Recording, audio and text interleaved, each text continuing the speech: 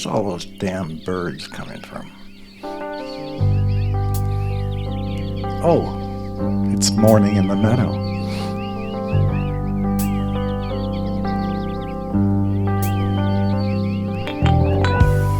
Hello, welcome back. Oh, there you are. You know what we're going to do today. We're going to cover Mount Sinai.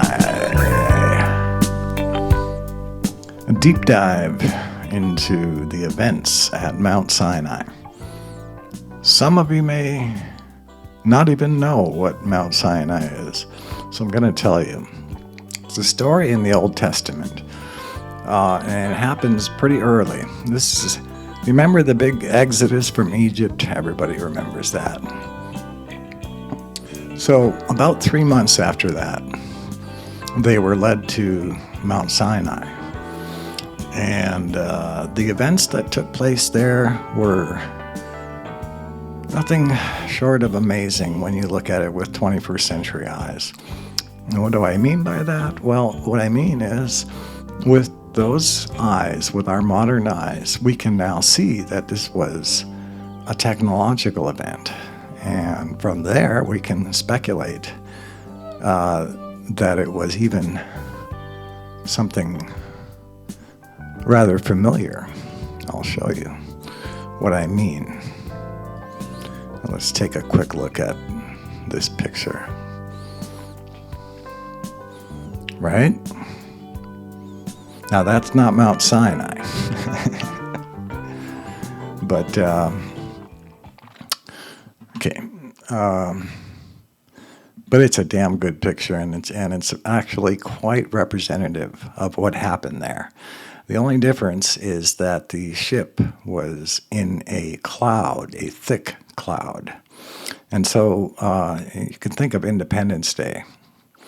Remember that just fantastic video shot of that huge mothership. Unfortunately, in that stupid movie, they were completely evil.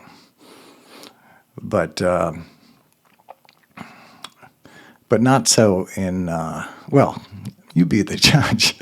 Yahweh was kind of an ass. But, we'll get into that, okay? You'll find out what I mean by that. But coming back to, and we're gonna jump into it right away this time. No preludes. Let me just go back to that screen because I think that's where I want to start. Yeah. Okay. So this is from my website, and that's called emergingtruths.com. And I wrote this article quite a while ago. But I just updated the picture and also some of the text, primarily to remove my tendency to use the word God when I'm referring to Yahweh. And I really don't want to do that because he was not God. He was the Most High of a extraterrestrial group called the Elohim, which some of you may know or may suspect may be the same as the Anunnaki.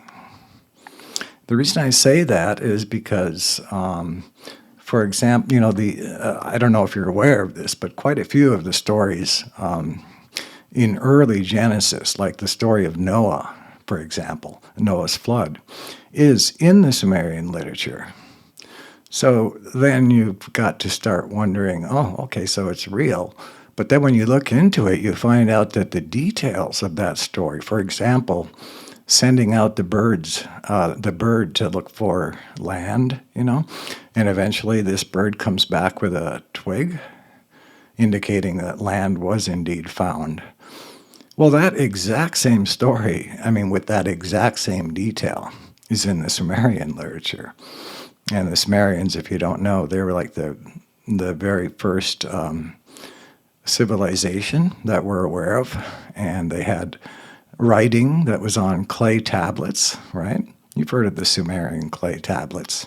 I know a lot of you already have, but some may not, and I want everyone to understand where I'm coming from.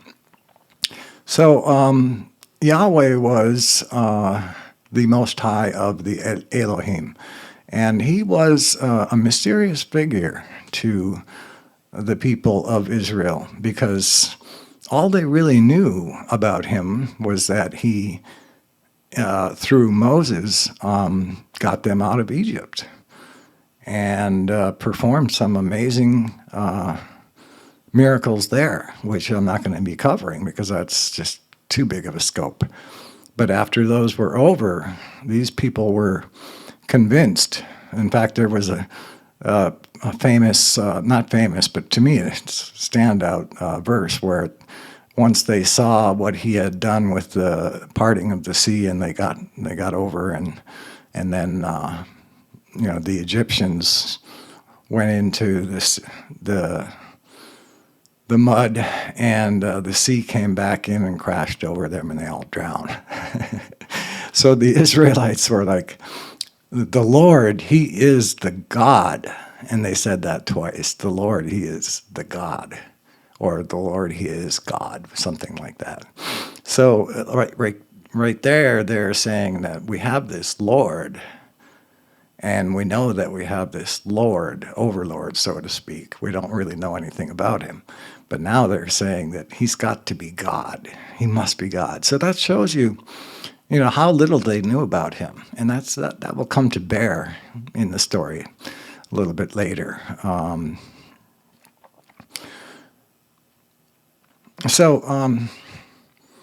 Let's just, what I want to do is, like I said before, we're going to be reading a lot of the Bible today, believe it or not. And don't get scared, because we ain't reading the Bible like we're religious folk. We're reading the Bible because it's especially the Old Testament, is just like any other ancient text that we're finding so interesting today, right? From different religions. And, religion was the order of the day. So everything that's ancient text is sort of falls under the category of religion, right? But it's for us, it's not about religion. It's about finding out what happened, and it's just amazing to me. Like I said in the last video, this story is probably the most packed full of obvious technological details. So that's why I'm excited about it. I'm nervous because a deep dive is a deep dive, and I'm afraid I'm going to lose people. Some people may not want to hang with me, but that's okay. Because really, I want to do this for all of us who really do feel like hanging for a while. So let's get comfortable.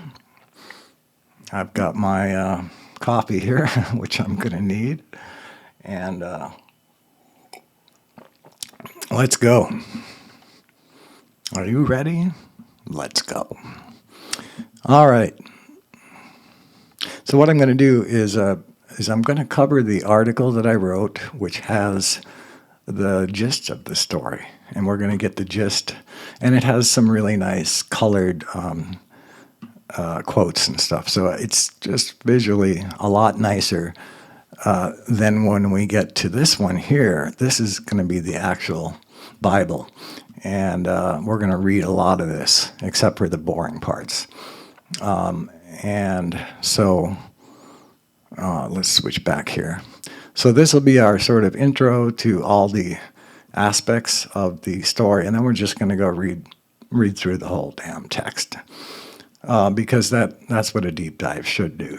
So go back up to the top. Oh, darn it, I didn't unlock the overlay. I didn't lock the overlay. So now I've got to, there we go. Now lock. Okay. Now if I go down to here. Oh, okay. Yeah. Relax. A meeting with God. And I have it in quotes because, like I said, it's not God. But to them it was. And if we were there, we would say the same thing. Oh, this is God. Okay.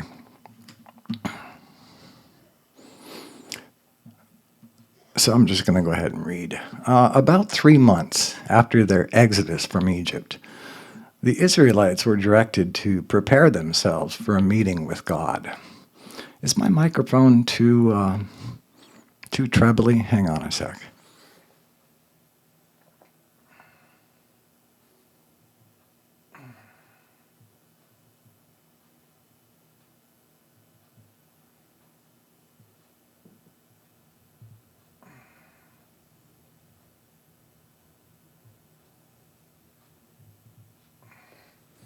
There, that should do it. That should be a little better. I don't want you to hear all of my pops and clicks coming from my dehydrated mouth. Okay, a meeting with God. About 3 months after their exodus from Egypt, the Israelites were directed to prepare themselves for a meeting with their God Yahweh at Mount Sinai.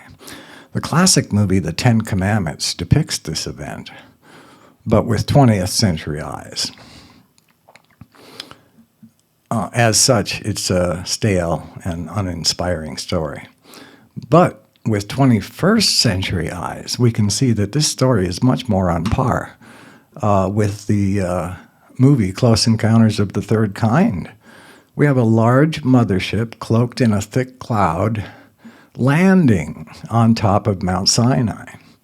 But there's much more, including Moses seemingly manufacturing the famous white powder of gold, a recently rediscovered substance which has interdimensional and superconductive properties that theoretically have miraculous effects on the human body. When all your cells are communicating over superconducting pathways, a state of biological perfection is theoretically reached. Though sadly, David Hudson was never able to prove this. Could it be that this is the substance from which manna was made?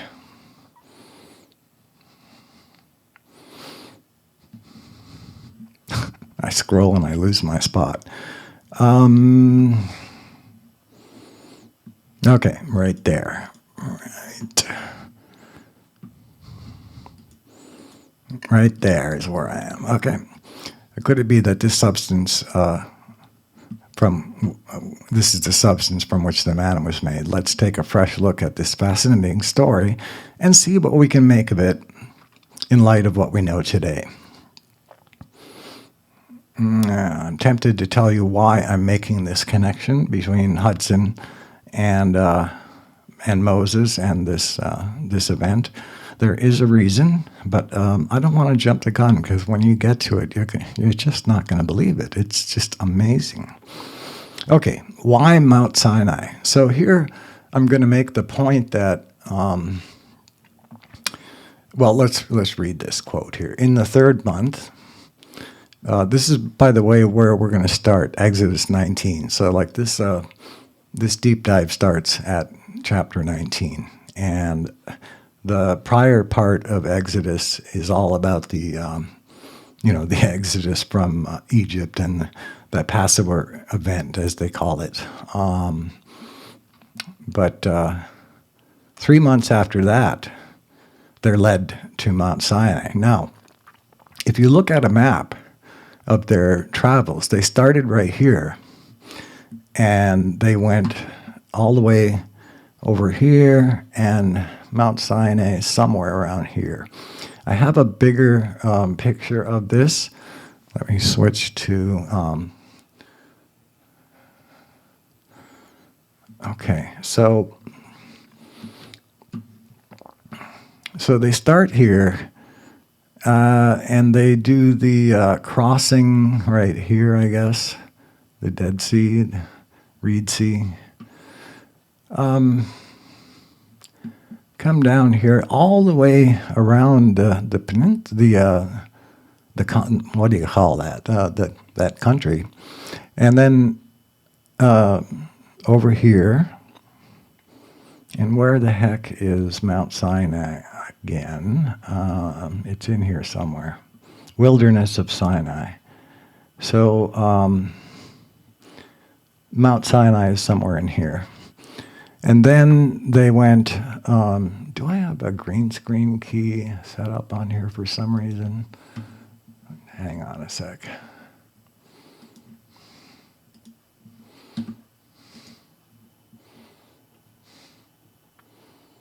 No, seems okay. All right, because I'm kind of like missing some of the pathways here. I don't know why they're not showing up. I bet I do have a green screen key in there for some reason. And it's, oh, I do. Okay, I'm going to pause the video for a second. I'll be right back. Okay, I got that fixed. I was wondering why I couldn't see the path, and it was because it was in green, and for some reason there's a glitch in my software, and it was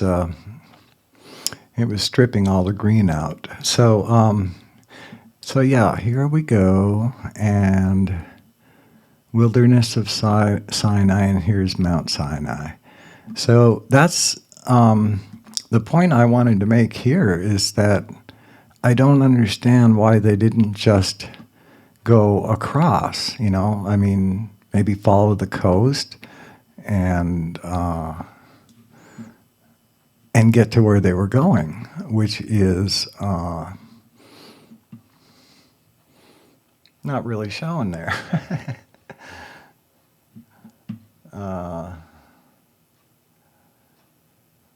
Yeah. Oh, I see what's happening. Darn it.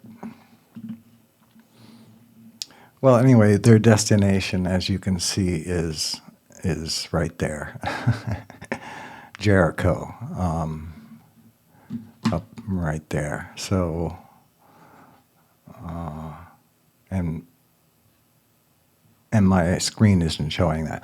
But anyway, why didn't they just go right across was my question. And my immediate thought was, well, I don't know if it was immediate, but eventually I got to realize that no, that probably Yahweh had business at Mount Sinai, because Mount Sinai it's also called Mount Horeb. It's I think the same place where the fallen angels originally landed, so to speak. So it's kind of a special place for some reason, but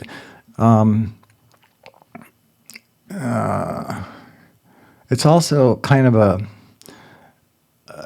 Yahweh seemed to like to hide from the people, So being at the top, where he landed at the top of the mountain and stayed there, and then called Moses up there. So I think he had business there, and I'm going to tell you what I think that business was in a few minutes. But that's their path, and so let's go back to the article.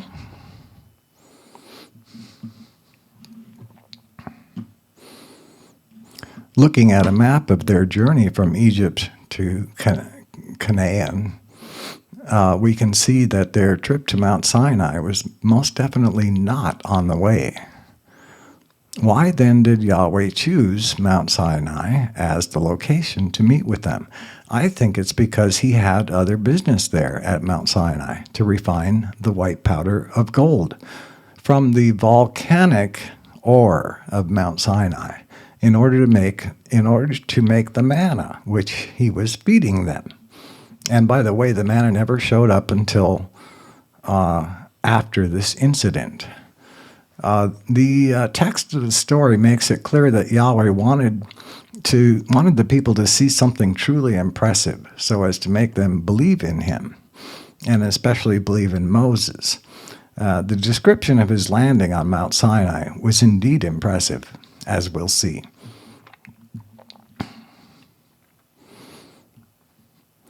Now, manna is called the food of angels in a verse in Psalms.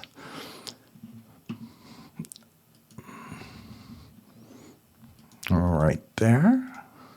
No one knows what the mysterious manna was made of, but there is a fascinating verse in the book of Psalms which by the way, I pretty much skipped when I did my Bible research. I skipped over Psalms and Proverbs, but I was clued into this somewhere. I don't know where.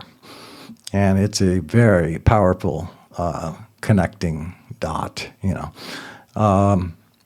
Psalms, where it refers to manna as the, quote, corn of heaven, meaning the food of heaven, and more specifically, the food of angels. Here's Psalm 78.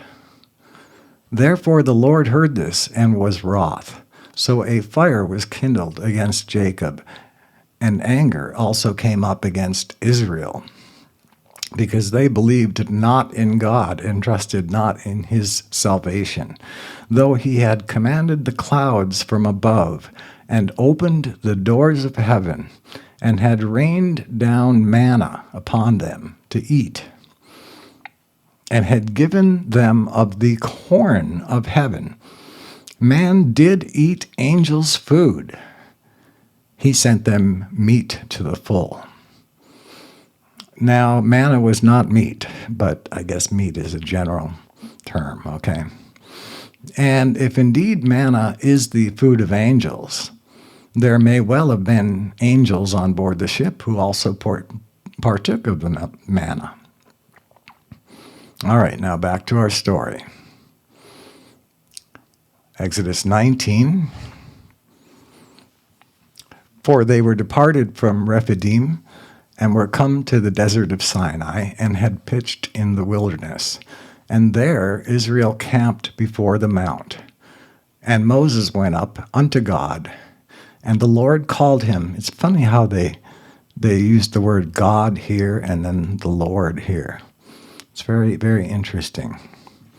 And Moses went up unto God, and the Lord called him out of the mountain, saying, Thus shall you say to the house of Jacob, and tell the children of Israel, Ye have seen what I did unto the Egyptians, and how I bare you on eagle's wings, and brought you unto myself. So again, I want to stress that this is sort of their first introduction to Yahweh. This whole Passover thing, and they did not realize that Yahweh had been working. He was working to get them into Egypt, hundreds of years before this, and they didn't really know that. All they knew was Abraham, who was the patriarch of all the Israelites. The Bible makes no mention of Yahweh transporting them by air, eagle's wings. So I would like to know what he meant by that, bear you on eagle's wings, but I just don't know. And the Bible does not explain. Yet this is certainly what this reference sounds like. Eagle's wings sounds like transporting them by air. There's no mention of that. Indeed, such an event would be impressive, and impressive events are what Yahweh is pointing out here. Again, because he's trying to impress them, and he wants them to believe in him and in Moses, because Moses is going to be his sort of ultimate mouthpiece and intermediary between the people and him. Now, therefore,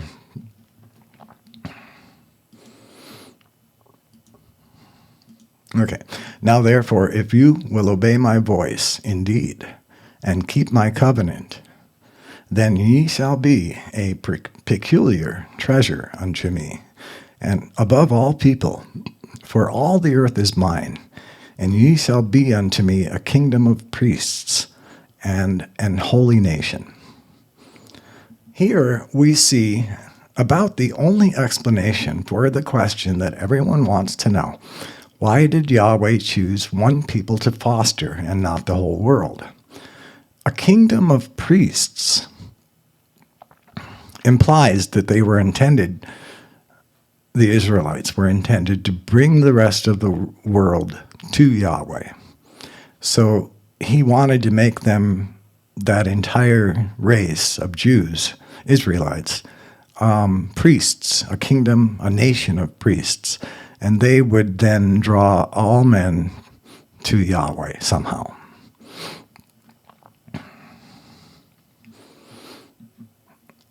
Okay. These are the words which thou shalt speak unto the children of Israel. And Moses came and called for the elders of the people and laid before their faces all these words which the Lord commanded him. And all the people answered together and said, all that the Lord has spoken, we will do. And Moses returned the words of the people unto the Lord. And the Lord said unto Moses, lo, I come unto thee in a thick cloud, that the people may hear when I speak with thee, and believe thee forever. So what he's talking about there is that, well, they didn't actually hear him speak with Moses, but they heard a horn that was blown, and that horn meant that everything was okay. Now Moses can come up and be with the Lord. So they were going to see that, and they were going to realize that he has a special relationship with Yahweh. And so that's kind of what Yahweh wanted to convey to them, that they may believe Moses forever. And Moses told the words of the people unto the Lord. And the Lord said unto Moses, go unto the people and sanctify them today and tomorrow, and let them wash their clothes and be ready against the third day. For the third day the Lord will come down in the sight of all the people upon Mount Sinai. So this has not happened yet. And but he's telling Moses what's going to happen. Now here we get to a key verse. And thou shalt set bounds unto the people round about, saying, take heed to yourself that ye go not up into the mount, or touch the border of it. Whoever touches the mount shall be surely put to death. There shall not an hand touch it, but he shall surely be stoned or shot through. Whether it be beast or man, it shall not live. And I'll put a but in there. But when the trumpet soundeth long, they shall come up to the mount.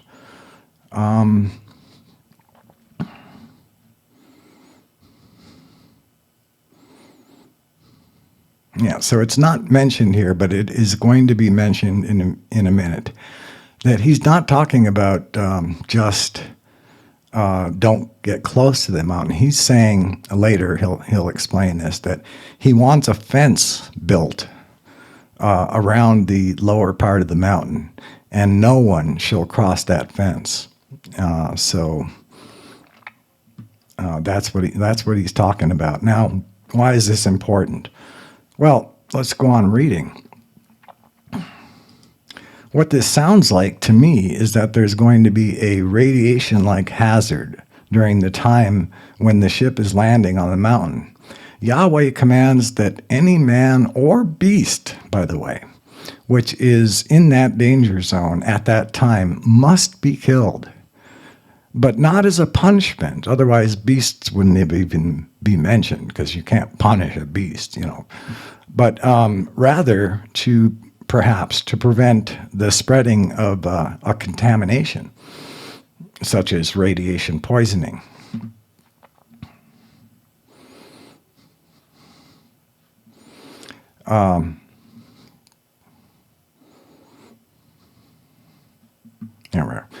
However, sorry about that, folks. However, after the ship lands and finishes whatever it was doing to cause this danger, the trumpet will sound the all clear, kind of like this.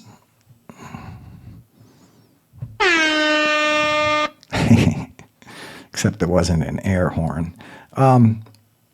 And after that all clear is given, then it's safe to approach. And then you can go, across the fence. But really only Moses was the one who at first, well, no, it wasn't just Moses. Let's get into it. And Moses went down from the mount unto the people, and sanctified the people. And they washed their clothes. And he said unto the people, Be ready against the third day. Come not at your wives, meaning don't make love to your wives during these 3 days of sanctifying themselves. Now, you got to ask yourself why he didn't want that. And the only thing I can think of, there's two possibilities, right? One would be that he just doesn't like the way humans smell. And, there might be more smell if you have just finished making love, and I like that smell, but, maybe Yahweh doesn't. And the other possibility is that he was trying to minimize the amount of bacteria and stuff that he would be exposed to when he met with them, but he didn't really walk around. You'll see that he really just made an appearance, kind of, and it's actually a bit truncated as to what he actually did when they met with him. But we'll see that. Come not at your wives. And it came to pass on the third day in the morning that there were thunders and lightnings and a thick cloud upon the mount, and the voice of the trumpet exceeding loud, so that all the people that was in the camp trembled. Now you gotta think of Close Encounters here. Do you remember when they were playing with the tones, and trying to get this big mothership to respond, and it wasn't responding, and finally they played that little da da da da da. And then my favorite part of the movie was when the ship responded with a burr, burr, burr, burr, burr, and it just shook everything, right? That was freaking great. Just reminded of Chris from the old Saturday Night Live. He used to have a skit where he would go, remember that part in that movie that you were in when that happened? Oh, that was so cool. And that was like his whole shtick, and it was very good, though. Anyway, thunder and lightning is what I'm wondering about. Because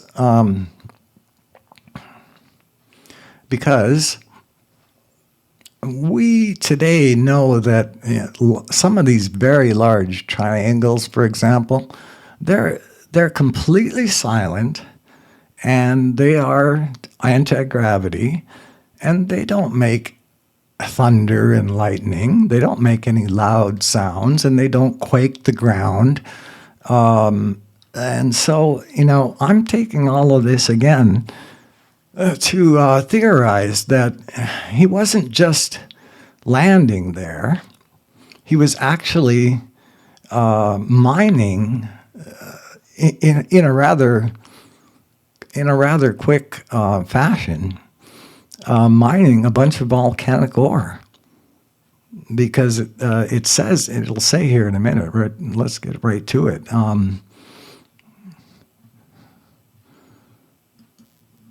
And Moses brought forth the people out of the camp to meet with God.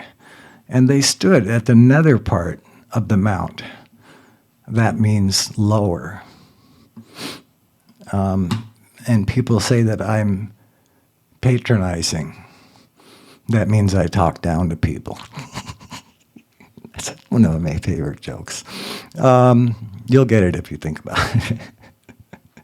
Oh, and I'm still patronizing. I love you, though. I really do. And Mount Sinai was altogether on a smoke break. No, on a smoke. I love the old English. It was altogether on a smoke, because the Lord descended upon it in fire, and smoke thereof, and the smoke thereof ascended, okay, as the smoke of a furnace. Now this is while Yahweh was descending upon it. There was smoke rising up from, if you read the words carefully, the smoke was rising up from the mountain, and probably into the ship. It wasn't just smoke,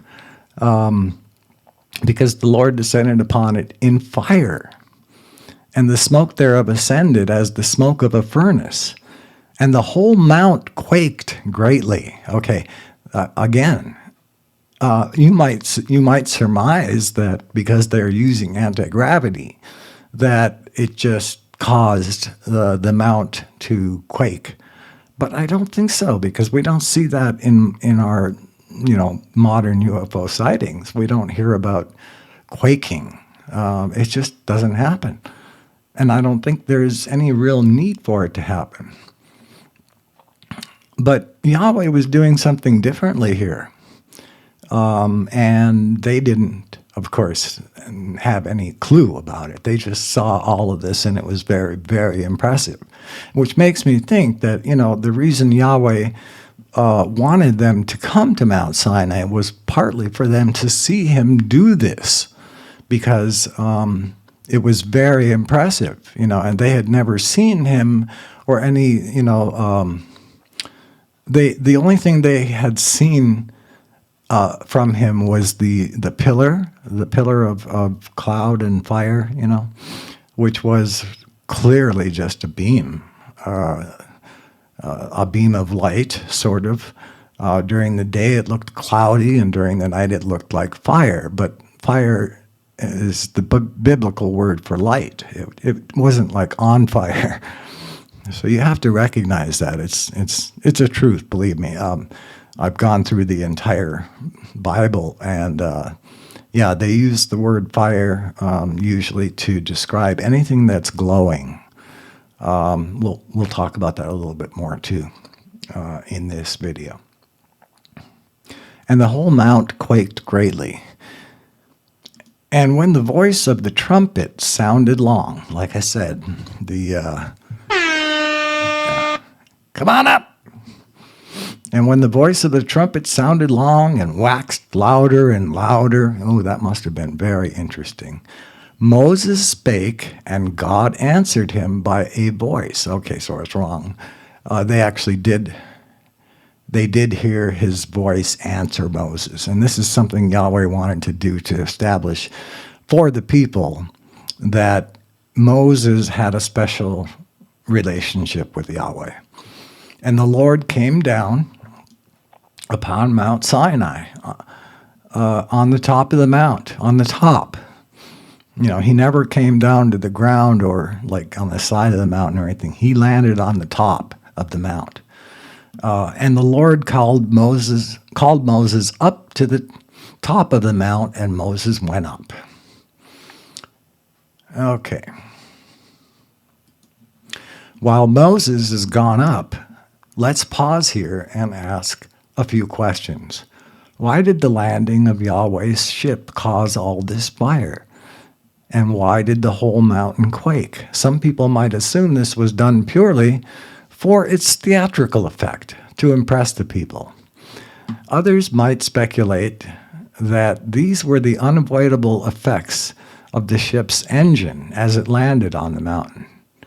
But I'm going to discard both of those and say, however, from what we've learned today about alien technology today, there is no smoke and flame or quaking involved.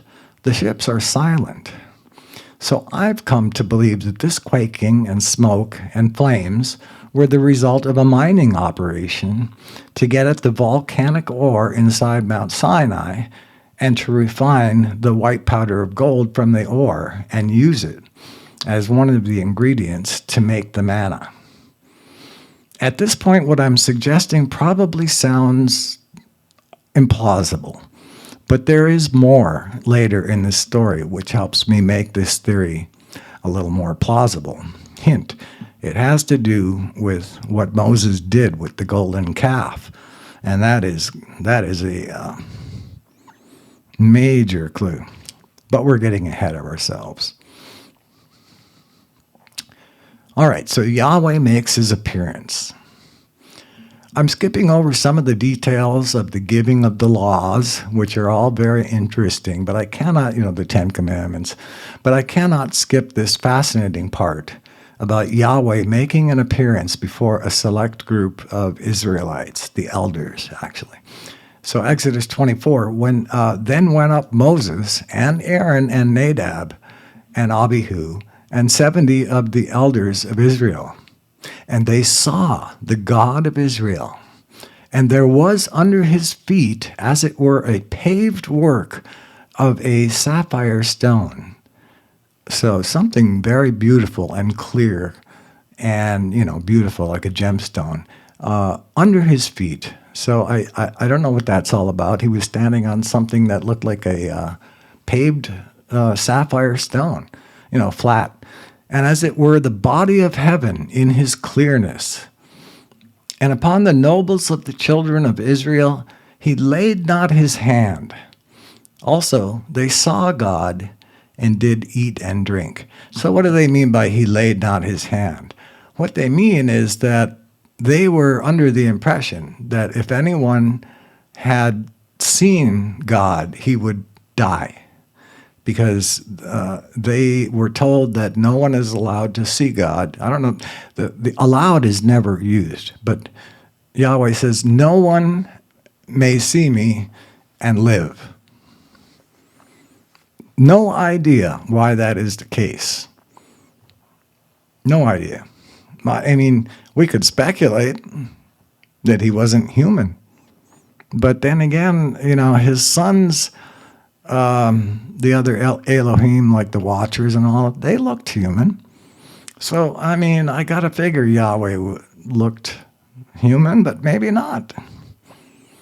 I just don't know. Yahweh invites Moses up alone. So now it's getting kind of interesting. And the Lord said unto Moses, come up to me into the mount and be there, and I will give thee tables of stone and a law and commandments which I have written, that thou mayest teach them. And Moses rose up, and his minister Joshua, and Moses went into the mount of God. And he said unto the elders, tarry ye here for us, until we come again unto you. And behold, Aaron and Hur are with you. Aaron is like Moses' number one.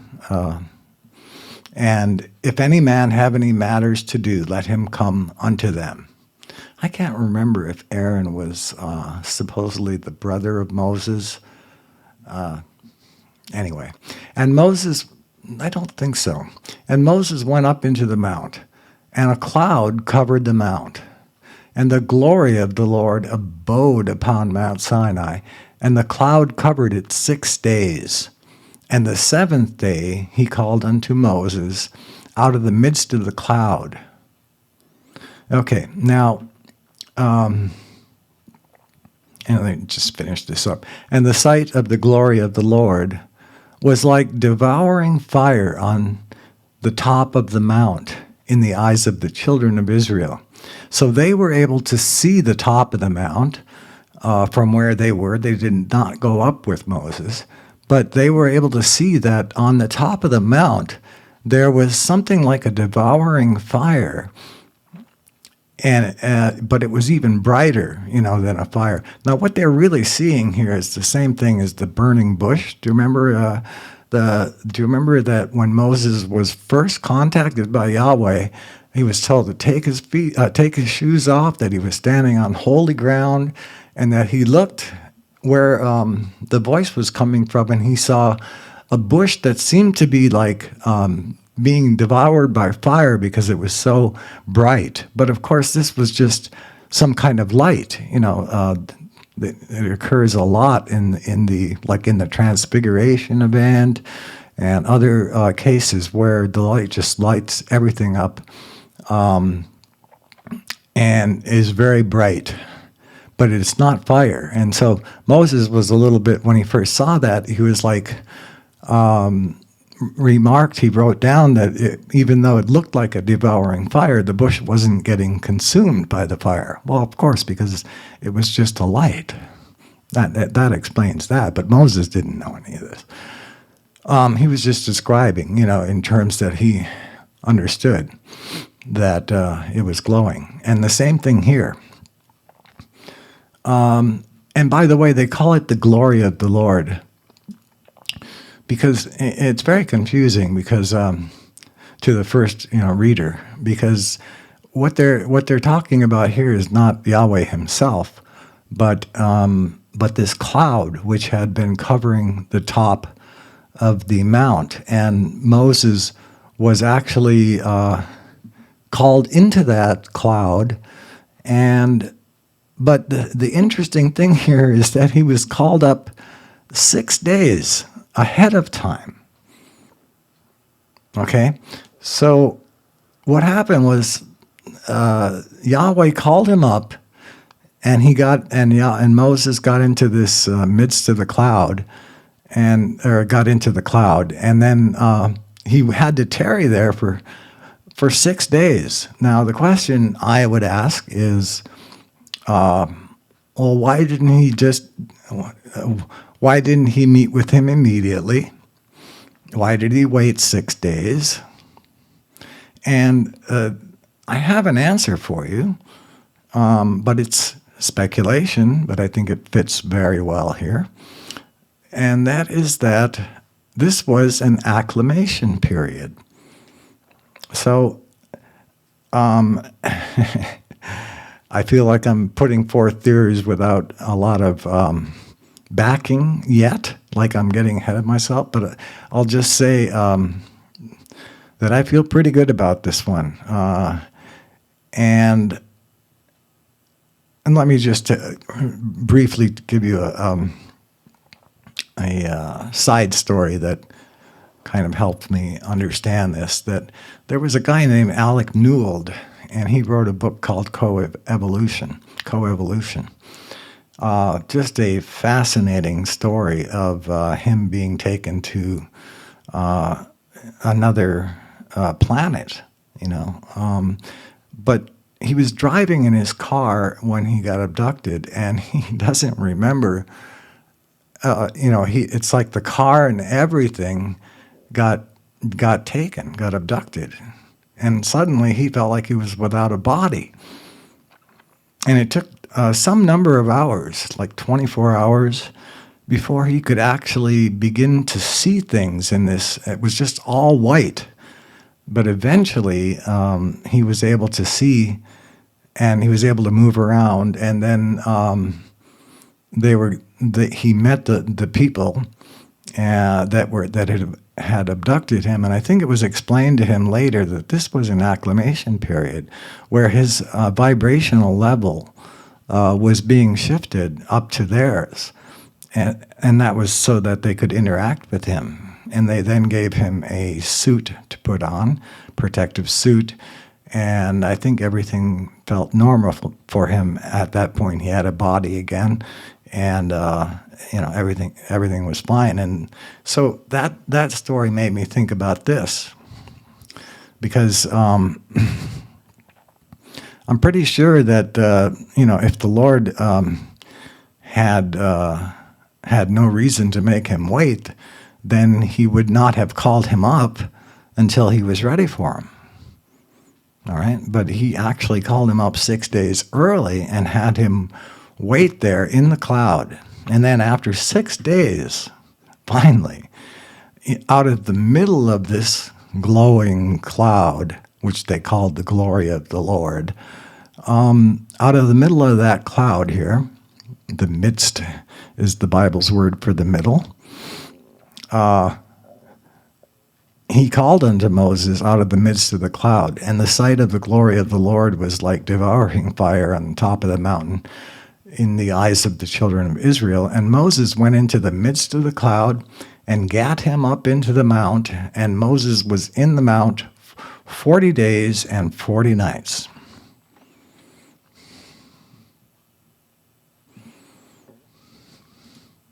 Notice that Moses is in the midst of the quote, cloud for a 6-day waiting period. What could be the reason for this? An acclimation period?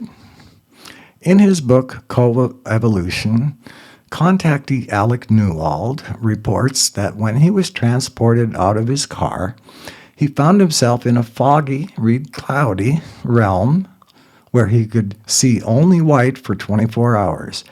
After that waiting period, his vision began to return. He was then taken on board the ship. And Moses remains with Yahweh there for 40 days and nights, receiving, among other things, the very specific instructions about how to build the Ark of the Covenant, which called for large amounts of gold. However, being gone so long, his people had become impatient. There's going to be more that I'm going to say about this in a little while. But we're doing sort of a summary of everything that happened here. So the golden calf, this is where we get into the golden calf story. And when the people saw that Moses delayed to come down out of the mount, the people gathered themselves together unto Aaron and said unto him, Up, make us gods, which shall go before us. For as for this Moses, the man that brought us up out of the land of Egypt, we wot not what has become of him. Okay, let me just go ahead and say what I wanted to say. 40 days and 40 nights is way too long, in my opinion, for him to be gone up the mount just to receive the Ten Commandments. What could explain what took so long? I mean, if you imagine that he was just like being shown around and given a room and, I don't know what. I mean, I could, check out the swimming pool and check out the observation deck, et cetera, et cetera. It would be lots of fun. But no, I mean, he was there to get a couple of tablets, and also that all the instructions on how to make the Ark of the Covenant was given to him at this time. I don't think he wrote any of it down, so I'm not sure what took so long up there. Well, actually, I have a pretty good theory on this, but I'll get into that at some point, hopefully. All right, so now they're saying, make us gods, which shall go before us. So it's weird because it's kind of like chicken and egg here, because it turns out that as the, first of all, I should mention, their lives were used to Egypt, right? Their entire lives had been spent in Egypt. So they had seen what Egyptians did, and they did build gods out of gold, But even more specifically, they're saying gods which shall go before us in their journey. And as it turns out, when we get past the golden calf and they built the Ark of the Covenant did indeed go before them. And the reason for it was the Ark itself was able to shoot like laser beams out, seriously, out of it from between the tips of the two wings that covered it. It was like that was the hot spot from which a laser type beam would be used to kill their enemies, if there were any, or scorpions and things that would hurt them, or just to cut a path for them if it was very thick. So, in a sense, the ark was the god that went before them, and I don't really understand why they already were familiar with this idea of having gods that go before them and protect them. But that's what they were thinking, because They thought that Moses was never coming back.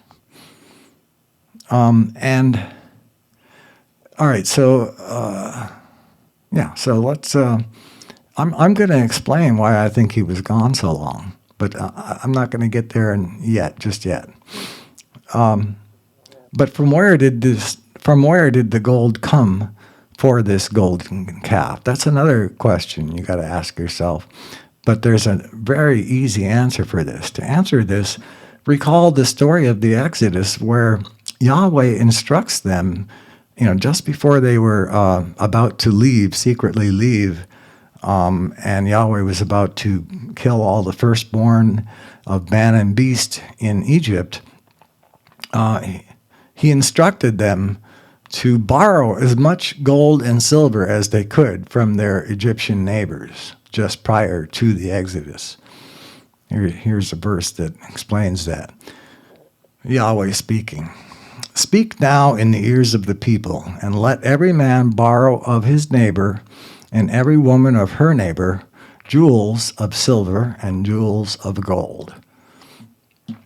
That is interesting because it would appear Yahweh had designs for this gold, namely to make the Ark of the Covenant. But some of it was used here instead to make the golden calf. And when Yahweh saw this, he told Moses to go down now, that he was going to, and that Yahweh was going to smite them all, except for Moses, and start fresh with Moses. But Moses talks him out of it and goes down from the mount. What happens next is truly perplexing until we consider the white powder of gold again. But before we get there, let me just comment on this smiting. So Yahweh seriously was supposedly angry with them for giving up on Moses.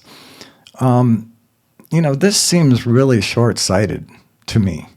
Yahweh should have understood that if the people did not see Moses in 40 days, they're going to think he's gone. He's gone. So we've got to make our own gods, and we've got to. And what they said was, what Aaron said was to the people. He says, "All right, let's do that. Let's give me all the gold you got." And Aaron went ahead and fashioned a golden calf, and then he said, "Tomorrow, a feast." So at this point, it was tomorrow, and Moses was coming down the mountain, and he heard the sounds of singing and dancing, and it made him really angry because he remembered. By the way, let me go back to the conversation with Yahweh where Moses talks him out of it. What he said to him was. We'll see this when we read the actual text in the Bible. What he said to Yahweh was very interesting. He said, "What are the gods of Egypt going to think of you? Because they're going to think you're a god of mischief, because you got us out of Egypt, which was all well and good, but only then to be smited, all of them killed." And he was making a great point, to try to talk Yahweh out of it, saying that, what do you think the Egyptian God's going to think of you? You're a god of mischief, and they're not going to like you. And it was important, that Yahweh, that everybody see him as the true God, above the gods of Egypt and all that. But if he was considered a god of mischief, that wouldn't look so good on him. So Yahweh supposedly is mollified and changes his mind. It's just hard to believe how disgusted he was with them just for this little thing. And only 3 months after the Exodus, he was ready to kill them all. And that's what Yahweh was like. He was a tyrant, and he was temperamental and cruel. Oh, you think this is cruel? There's a lot of examples that I just don't have time to get into, but it really does not look good for Yahweh. He's not at all a Jesus type. So anyway, eating gold. Now, first of all, what we're going to see here is that Moses is going to force them to eat the golden calf. Now, how in the world could that happen? And everyone knows, I don't know if you know, but it's well known that if you ingest something like gold dust, or silver dust, anything like that, anything metallic, it's going to kill you. It is very toxic. Metal, you cannot ingest metal, at least in large amounts. Can't do it. And yet, this is exactly what we have the Bible telling us happened. When Moses sees the golden calf, here's what the Bible says he did. And it came to pass, as soon as he came nigh unto the camp, that he saw the calf and the dancing, and Moses' anger waxed hot. He cast the tables out of his hands. There were two tablets, and brake them beneath the mount. Which I just had to remark the irony here that Moses broke the law, because the law was on those tablets, and he broke it. Anyway, okay, so poor Moses, who had hoped his people missed him, I'm imagining, returns to find everybody singing and dancing as if they don't miss him a bit. And as Yahweh points out, they have already gone astray from his leadership. He must have been truly angry to toss the beautifully engraved tablets, which, by the way, the Lord himself engraved those original two tablets. It says that in the Bible somewhere. The crowning glory of his visit with Yahweh, against the rocks, breaking them to bits. But what happens next is truly intriguing. This is our key verse here, Exodus 32:20. And he took the calf which they had made, and burnt it in the fire, and ground it to powder, and strawed it upon the water, and made the children of Israel drink of it. There was a pool of water nearby. Now Moses had done something with fire that had caused him to be able to ground this gold to powder. Now, you don't do this with gold. I mean, you can take a file and make gold. You can make gold filings, or if you have a file. Well, I don't think he had one, but if you make them drink, first of all, if you threw that into a water, it would just sink to the bottom of the water. So there's no point in saying drink this, But because drink what, right? But somehow this stuff that he ground into a powder, it mixed with water, and the children and he made them drink of it. What would cause Moses to do that? I mean, he's angry, right? And he wants to sort of do something in his anger. But what he did here is totally inexplicable if you just rely on the Bible itself. It's not explained anywhere. It's never mentioned again, and it never happens again. Let's go on. What a remarkably odd thing to do, and it hardly makes any sense. How does burning the calf in the fire lead to grinding it to powder? Here we have arrived at what is perhaps the most convincing verse in support of my theory that somehow all of this has to do with the white powder of gold. You see, the conversion of metallic gold to monatomic gold involves heating and cooling. Ancient alchemists recorded that the gold had to be repeatedly heated and cooled in a bath of special liquids. At the end of this process, the metallic bonds break down and the gold becomes brittle and can be crushed into a powder. But how would Moses know anything about this? So I should tell you, because I haven't told you anything about the white powder of gold yet. Let me just give you a brief a mention of, unless it's already, yeah,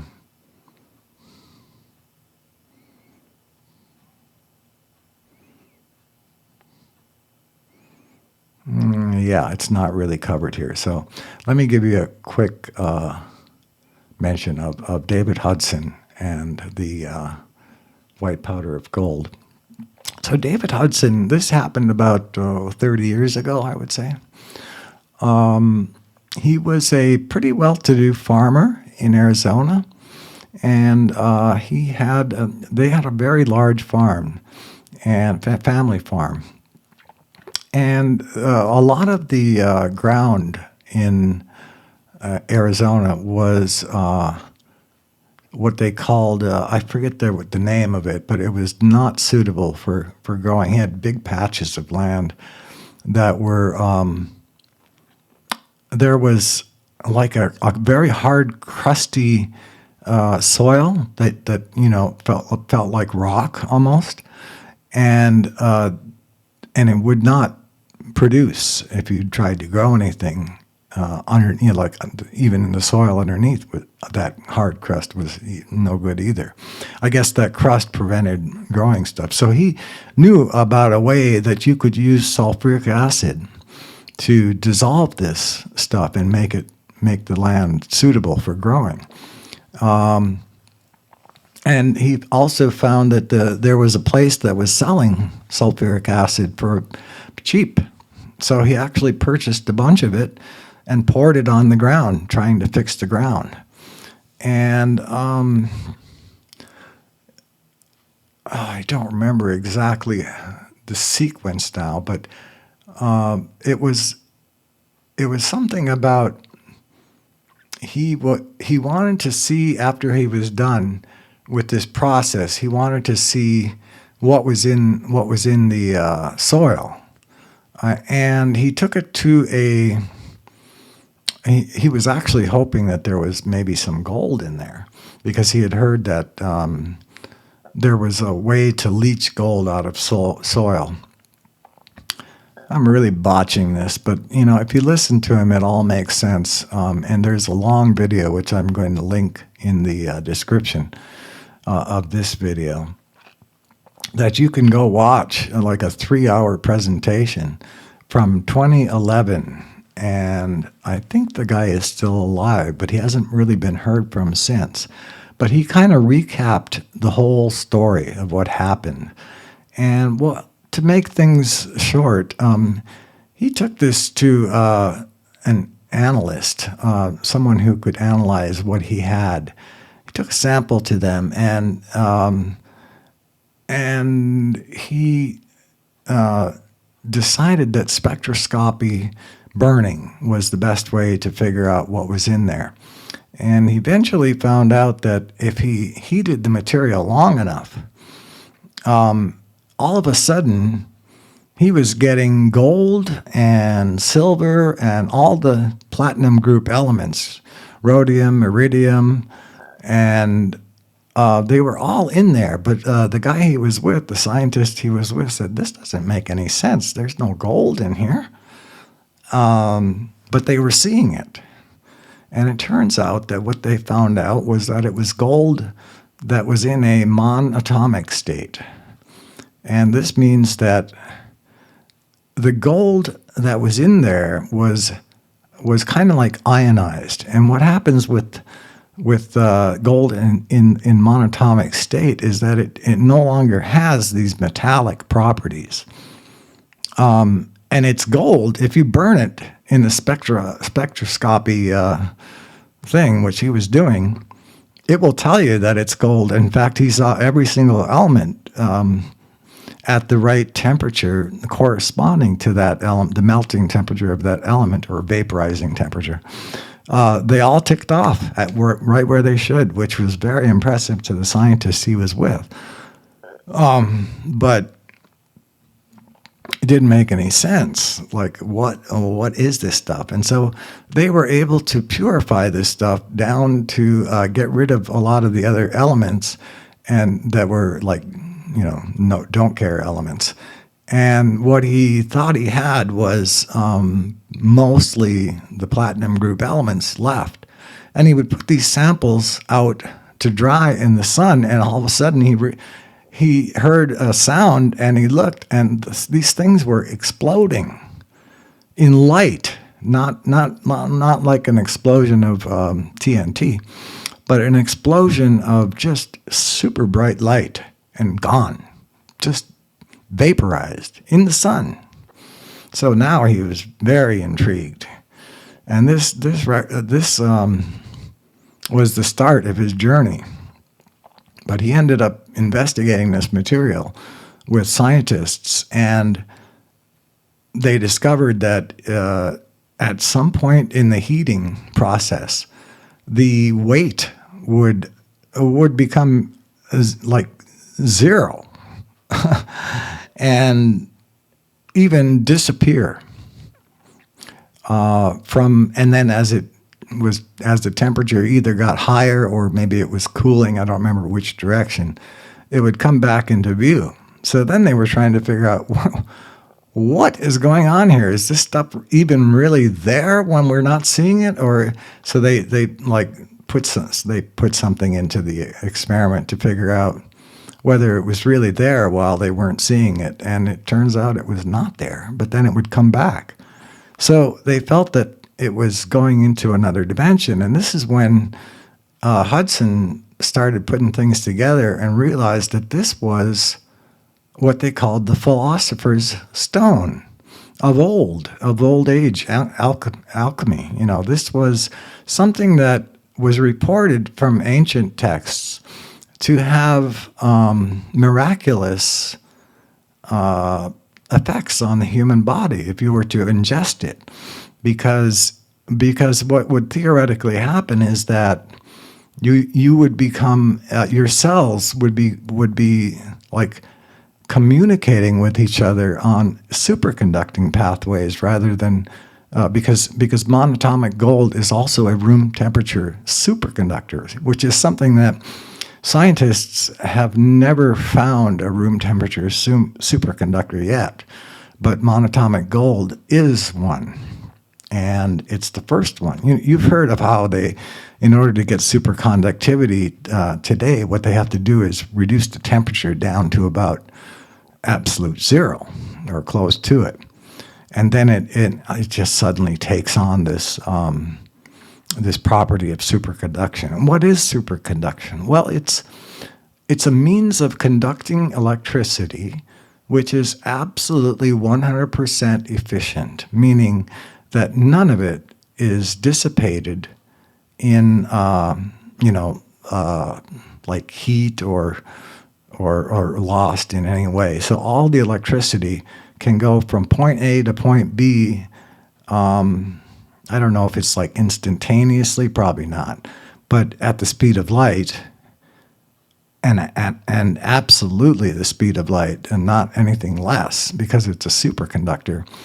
I don't really know all the principles of superconductivity, to tell you the truth, but it does some amazing things.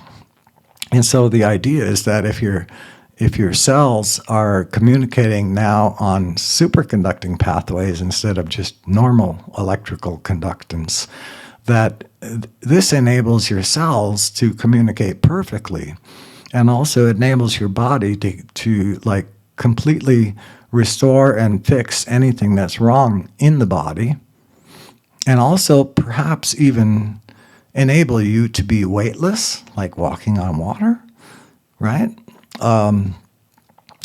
Or even biolocate, like transport to some other dimension or even location. So none of this is proven, but all this is talked about in the ancient texts about the philosopher's stone, which was also known as the white powder of gold. So now we're talking about gold powder, right? And if we look at this verse here, let me see if I can point to it. Can I point to it? Okay, everything's backwards. But this verse right here, and he took the calf which they had made and burnt it in the fire and ground it to powder and strawed it upon the water and made the children of Israel drink of it. Okay, Moses knew something about gold, right? But where did he get this information? Well, as it turns out, there's a verse in the Bible that says that Moses was trained in all the wisdom of the Egyptians. So he learned this from the Egyptians.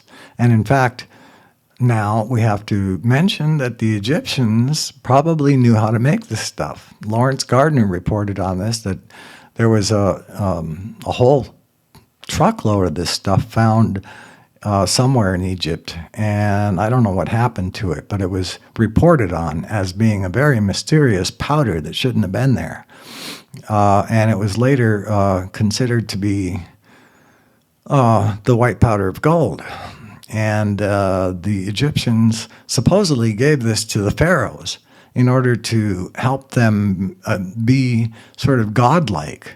I don't know why they didn't just give it to everyone, but that's apparently what they did. And this is why some of the pharaohs that were human, because I think the original pharaohs were probably entirely extraterrestrial. And then it's said that later pharaohs were like half human and half ET. And then the very most recent pharaohs were just completely human. But yeah, so that's what I think is going on here, is that Moses knew how to make this stuff. And you notice that they talk about he burnt it in the fire. Well, when you burn gold in a fire, the only thing you're going to get is scorched gold. And if the fire is hot enough, the gold will melt. But it's not going to allow you to grind it into a powder unless Moses was doing what the great alchemists of old were doing, which is that they said that you had to put this in some sort of bath, put the gold in a bath of some kind of herbal mixture, and then heat it and cool it, and heat it and cool it, and heat it and cool it over and over and over again. And eventually this would break down the metallic bonds, and you'd end up with something that you could crush into a powder. And this is what David Hudson had too. And which, confounded him because he'd never heard of gold that could be crushed into a powder. And this is why he eventually, concluded that this is the white powder of gold. And I think so. And I think that this is what Moses did. He knew how to convert regular gold into white powder of gold. And how would he know this? Well, Moses the Egyptian. Anyone who's been keeping up with reports and books by author Lawrence Gardner knows that he has uncovered evidence that suggests that the Egyptians knew very well how to make this magical substance, the white powder of gold, and that this is what the pharaohs used to attain godlike qualities, perfect health.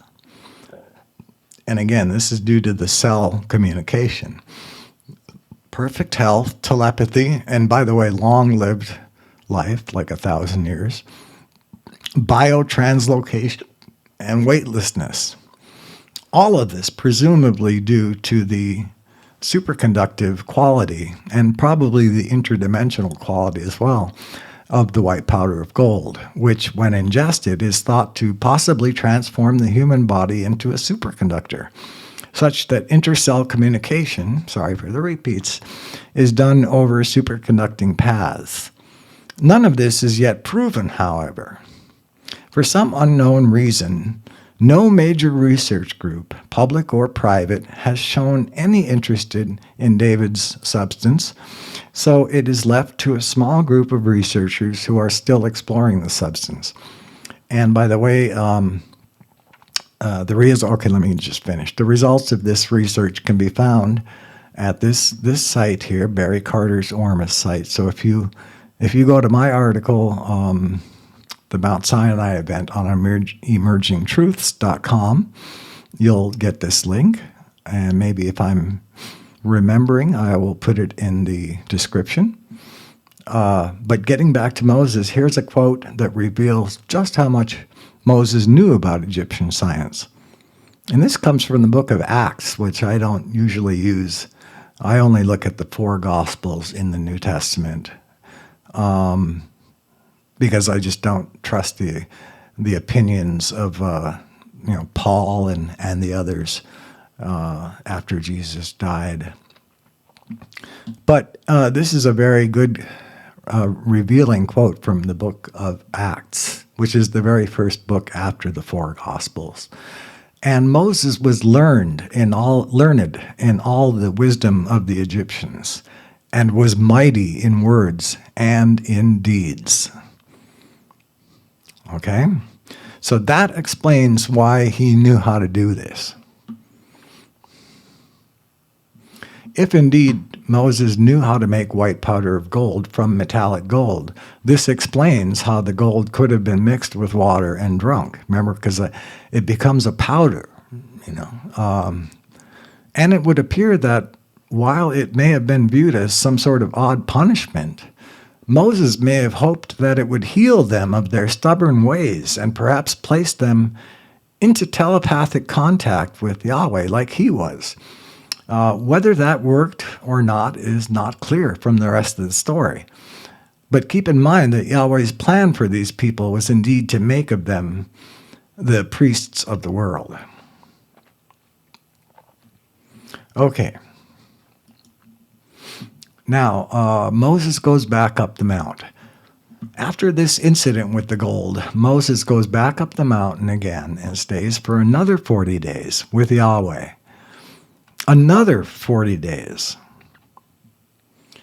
And this time, he notes that he neither ate nor drank nor had any need of it. And this is not the only time that someone visiting with Yahweh loses their need to eat and drink. In the Secrets of Enoch, another hyperlink I have here, Enoch, having just returned from a long visit with Yahweh, is invited by his son Methuselah to eat. And here is his response. Listen, child, since the time when the Lord anointed me with the ointment of his glory. Okay, he's talking about the something that's mentioned elsewhere in the Old Testament about in the same book, Exodus, about the holy anointing oil, which Yahweh instructed them how to make it, and under strict penalty, no one was to use this anointment oil except for the priests, Aaron and his other priests that were, just them. And anyone else who uses it was to be banished from the camp. But anyway, he says, food has not come into me, and earthly pleasure my soul does not remember, nor do I desire anything earthly. So Enoch, in this case, was in a state which was more like the state that we're heading towards, where we're not going to have to eat nor drink, because we're going to be in a higher dimension. And it sounds to me like, I think that's where we're going in our next phase of evolution. It's going to be our next. The Bible talks about the New Testament Paul, which I don't like, and I don't really know where he got all of his information, but he did say something interesting, that when Jesus comes back, all of us who are still alive on the planet will rise up to meet him in the clouds, and we'll have new bodies, new natures. Okay? So, as well as all the dead are going to rise up as well and take on these new bodies. But especially interesting for those of us who are still alive on the planet, that he describes that this is what's going to happen. We're going to basically go into that higher dimension and meet with Jesus in the clouds. So I would love for that to happen. Seems unreal right now, but you know what? Everything seems unreal, right? It seems unreal. Okay, where we're at right now in terms of the behavior of this world is unreal. We're kind of devolving very quickly, but I think with the UFOs and all that, something is amazing is going to happen. And this kind of fits. So let's go on. How long have I been, by the way? Let me just check here. 1 hour and 26 minutes, and we're not even reading the actual Bible yet. God, we may have to make this a two-parter, but we'll see. Because I'm kind of running out of energy, and I bet you are too, just from watching me. Because I'm going to pause and be right back. Okay, I'm back. So let's carry on as long as we feel like it. Moses' face glows. Okay. Rounding out this bizarre story of Moses and his meeting with Yahweh is the business with his face.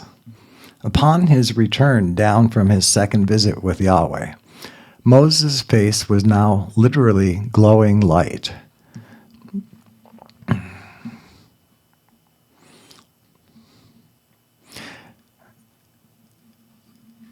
Okay, where's my cursor here? There we go. Although he didn't realize this himself until they told him. So he comes down the mountain. He doesn't know his face is glowing. This is his second visit, both of them being supposedly 40 days. We're going to talk about that in a minute. But it was glowing until they told him. It was glowing so much that he began to wear a veil over his face to avoid scaring his people. And here's the passage on that.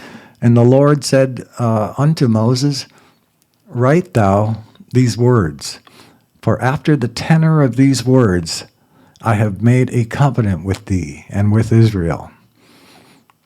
And he was there with the Lord 40 days and 40 nights.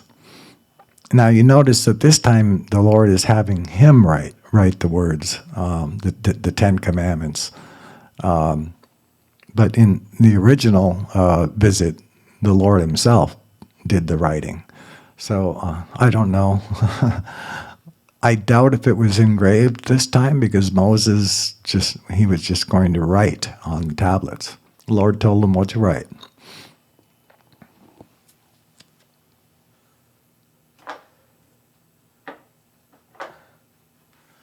And maybe this was a little punishment for Moses, since he broke the first two, so that he had to do the writing himself this time.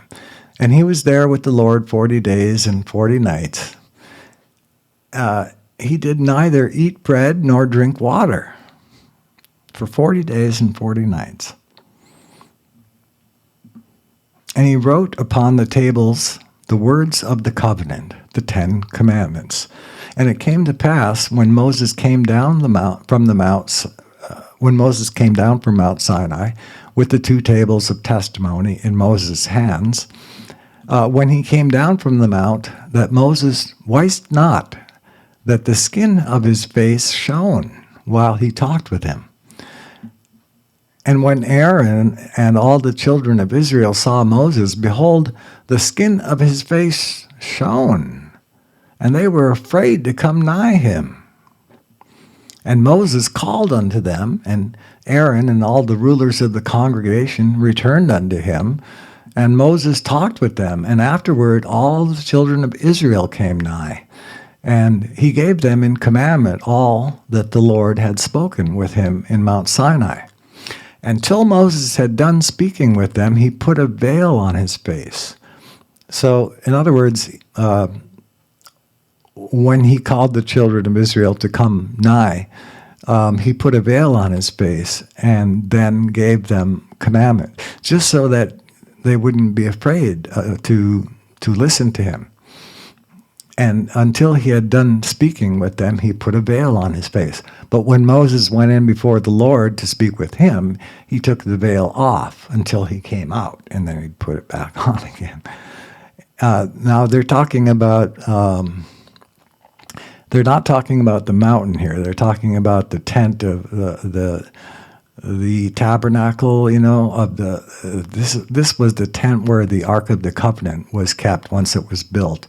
And in this tent were not only the ark, but all kinds of other things that, Yahweh had commanded them to put there. But so he was wearing a veil until he would go into the tent and speak with God through the Ark of the Covenant. And when he came out and spake unto the children of Israel that which he was commanded. And the children of Israel saw the face of Moses, that the skin of Moses' face shone. And Moses put the veil upon his face again until he went in to speak with them. Sometimes the Bible is repetitive like that. It may be important to note a parallel here in the Transfiguration event, where the Lord, who is heard but not seen, Moses and Elijah, so the Lord, Moses, and Elijah visited Jesus on top of a mountain. Jesus' face became glowing white, and his clothing as well. Speculating, we might guess that this is either a natural consequence of being in the presence of his Father, or perhaps a deliberate act of his Father. I'm going to lean towards the latter. And in fact, I would even speculate that because of what they were talking about up there, namely that they were having a discussion about his crucifixion, which they said he should accomplish in Jerusalem, which was a fair journey from where Jesus had normally spent all of his time. But Jerusalem was the capital of Israel. And so they were saying that he should go to Jerusalem and get himself crucified. So what he did was he traveled to Jerusalem and overturned the money changers' tables, and picked up a whip, right, and started whipping people. And but all this was, not only was it justified, because he said, it is written that my Father's house shall be a house of prayer, but you have made it a den of thieves. Thieves, because the money changers were just there to make money. And the whole thing had become a big business, And but this was a provocation. Jesus didn't normally act this way. But because he was intending to get himself crucified, he accomplished that by doing this. That really pissed them off, and led those people in Jerusalem to give false testimony at his trial in front of Pilate. Making him say things that he never said, and just really wanting him crucified. And they got what they wanted. And Jesus got what he wanted, although he didn't want it. But he knew that his Father wanted it, and so he went along with it.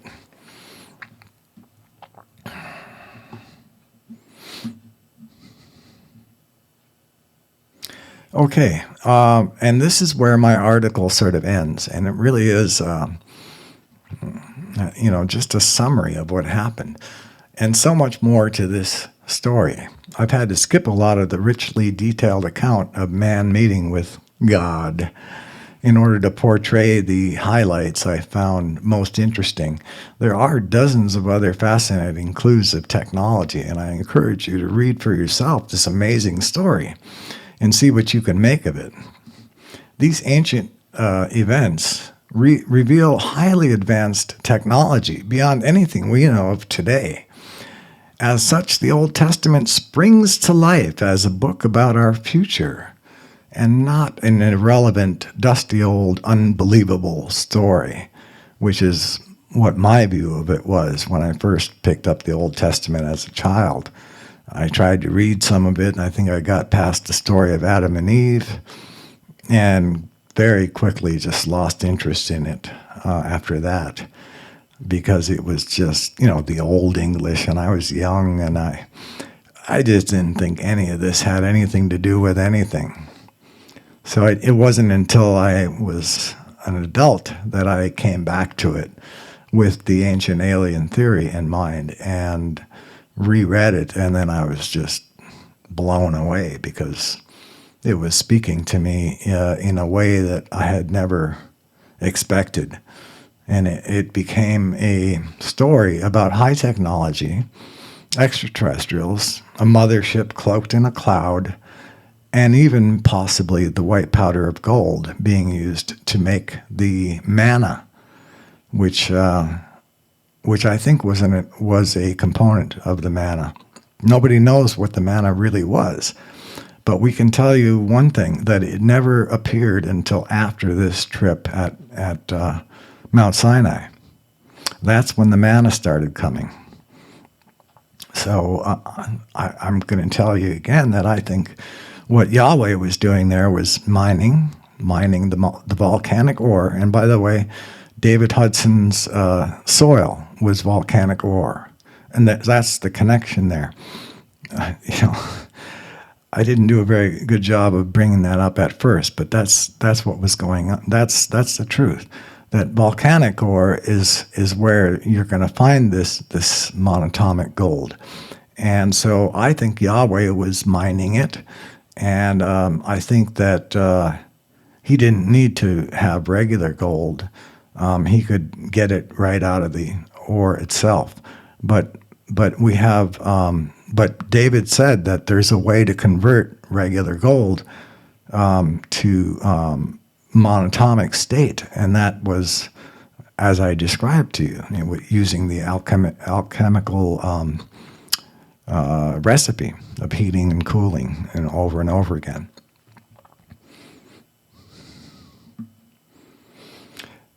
All right, so as such, the Old Testament springs to life as a book about our future and not an irrelevant, dusty, old, unbelievable story. And more than that, it reveals some clues about some beings they called Yahweh and his sons, the angels, who interacted with us using that technology. Just who the Yahweh was, the Yahweh, I gotta get rid of that.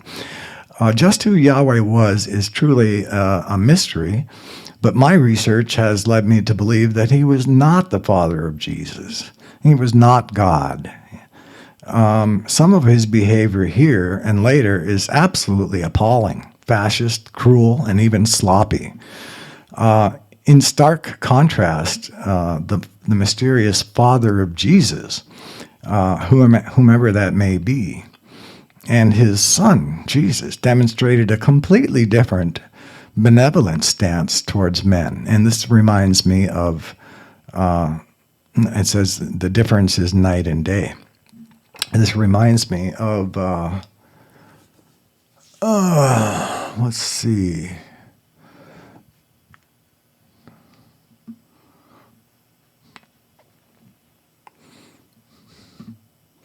Let me just read it again, and I bet that thought will come back to me. Some of his behavior here and later is absolutely appalling. In stark contrast, the mysterious father of Jesus, whomever that may be, demonstrated, yes, a completely different benevolent stance towards men. So remember that announcement when Jesus was born?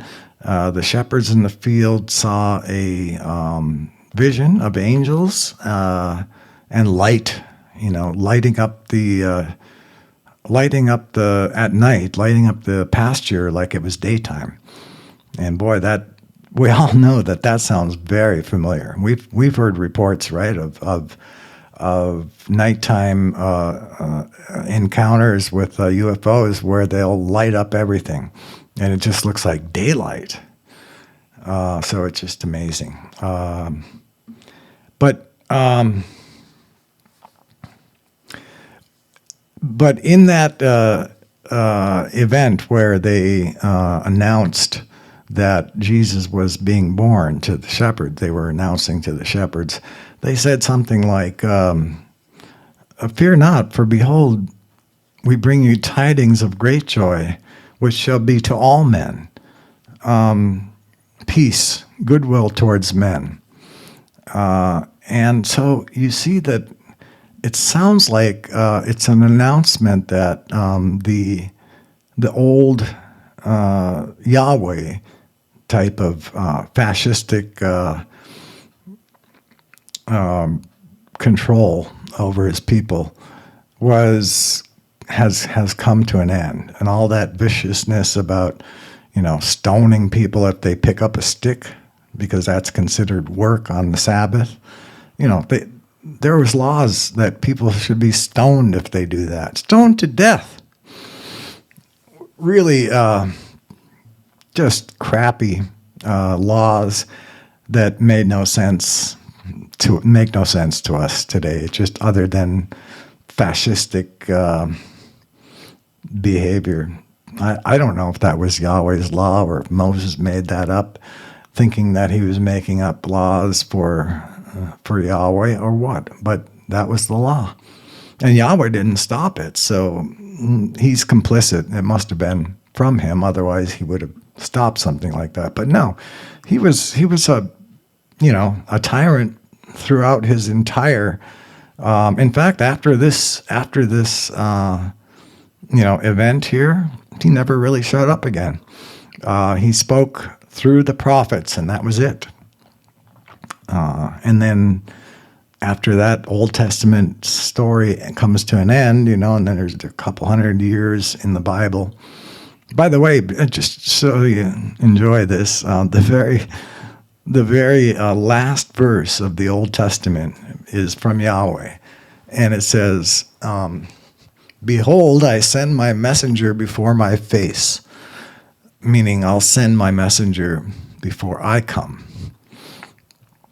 And that messenger will turn the hearts of the children back to the fathers, and the hearts of the fathers back to the children, lest I come and smite the earth with a curse. That was his final word, at least in our arrangement of the biblical books. So what a way to end the Old Testament, right? And then the next thing we see is that there is an announcement to the shepherds about peace and goodwill towards men. And I think this represents a change of leadership. Yahweh is no longer in control. Where he is now, I don't know. I would love to meet him and just understand what was going on if he's still around. I think he's immortal, just like his sons were. So he's got to be around somewhere, but he's not in charge. Jesus is, and it looks like it was a completely different situation. Certainly, if you look at the behavior of Jesus, he spoke and the words. He was very loving. The Beatitudes are, blessed are the poor and all of that, and that message of hope to all the downtrodden was beautiful. Unfortunately, didn't really fix anything down here, so we're still suffering worse than ever, I think. And where is he? I don't know, but if you want to hear me rant about that kind of thing, go to my previous video, State of the World, where I do kind of get down on him for that. Not a peep out of him, 2,000 years we're suffering down here. So, I think we're, sorry, I didn't want to show this, but the very first comment I got is, this is such bullshit. But most of the people, a bunch of people here have put links to monatomic gold and Graham Hancock, who is a great researcher on this. This guy says, it's good for you to use your God-given mind to form your own conclusions. It's the only way to the truth. I totally agree with that, Doug, from 5 years ago.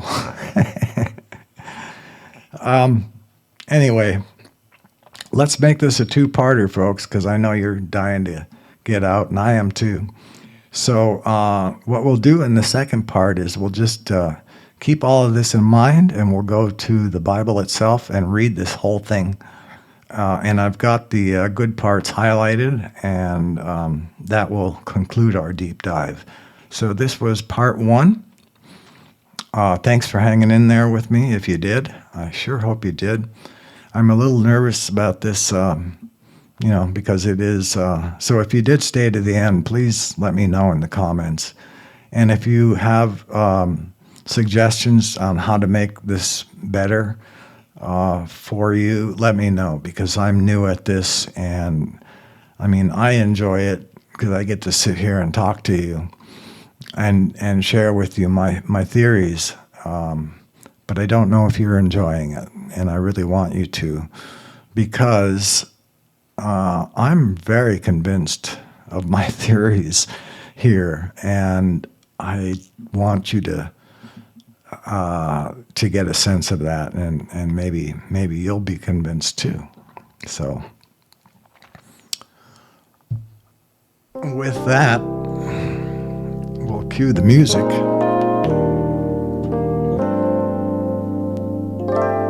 A song called Feelin' Fine, which I'm planning to do as soon as I get up.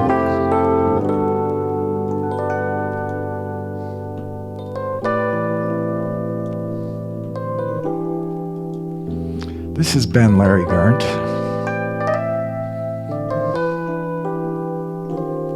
with another episode of, hang on. I was going to say, in the words of Jennifer Stone, go easy.